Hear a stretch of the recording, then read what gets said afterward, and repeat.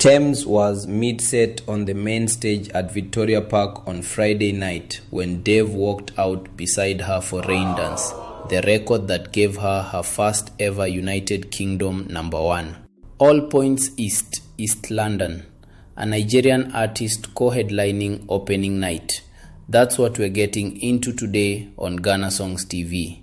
I'm Bright with Rho and Chineye. I'm Rho, and the detail matters more than the headline here.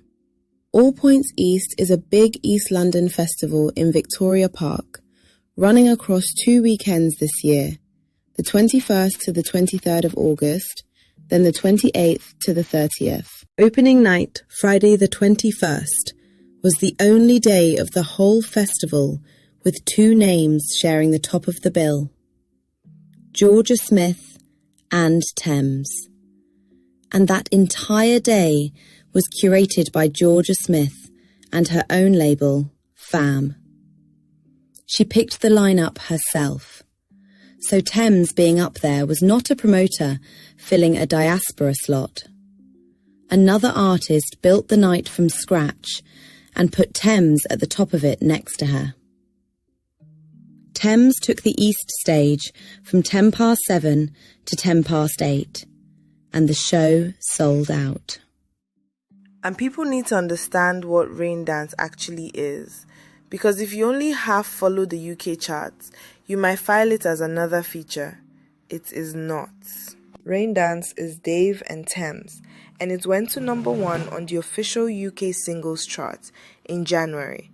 It topped the chart on the 23rd of January, got knocked off by Harry Styles, then climbed back to #1 on the 6th of February. 2 non-consecutive weeks at the very top.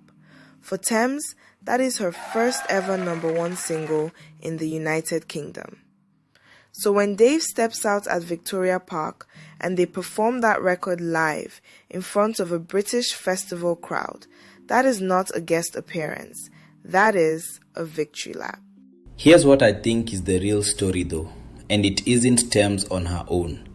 Look at the rest of that Friday bill.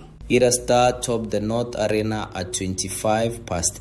Odell on the West Stage at 6:20. Uncle Waffles, South African Amapiano, North Arena at 6:10. 3 stages, 1 day, a mainstream British festival. And not one of them stuck in the token African slot at 3 in the afternoon. But let me raise the uncomfortable one, because this is a Ghanaian channel. Nigeria, twice at the top. South Africa, prime slot. Ghana, not on that bill at all. And this is only days after Stonebwoy headlined the OVO Arena at Wembley with his own festival. So it clearly is not that Ghanaian artists cannot fill a London room. One honest caution, because we owe people accuracy rather than hype.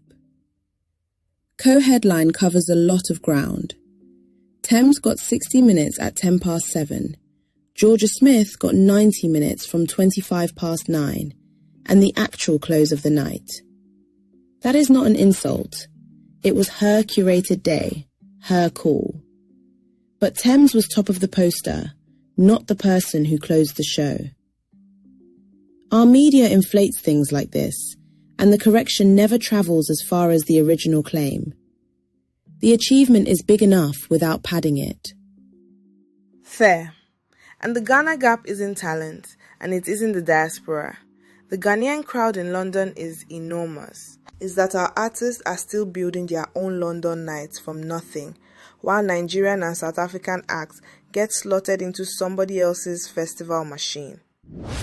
When a curator like Jorja Smith builds a day and reaches for Tems and Ira Star, those names are now inside the address book of the people who program British festivals. That is what you actually want. Not one booking, an address book entry. So the Ghanaian goal shouldn't be one big London night we celebrate and forget. It should be getting into that book. And credit where it's due.